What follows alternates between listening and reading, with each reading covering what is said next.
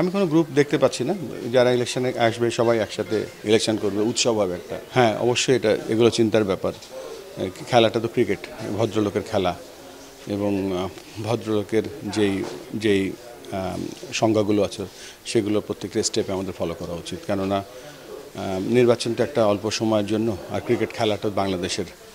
যারা ক্রিকেট খেলবে ভবিষ্যতে তারা দেখছে কী করছি আমরা, যারা এখন খেলছে তারা দেখছে কি করছি আমরা। তা আমাদের কাজের উপরে আমাদেরকে এক্সাম্পলটা যদি সেট করতে না পারি তাহলে আমরা কি উত্তর দেবো নেক্সট জেনারেশনকে। আমি কোনো গ্রুপ দেখতে পাচ্ছি না।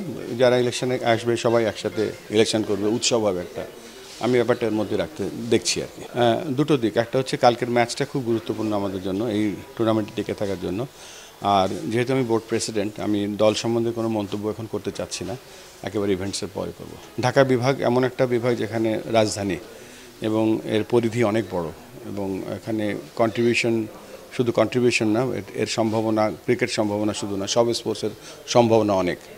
সো সেই জায়গাগুলো দেখব। আর সবথেকে বড় কথা যেটা যেটা ঢাকা হচ্ছে, আমার কাছে মনে হয় যে বাংলাদেশের ক্রিকেটকে অনেক কিছু দিতে পারবে। তো সেই লক্ষ্যে আমরা কাজ করব।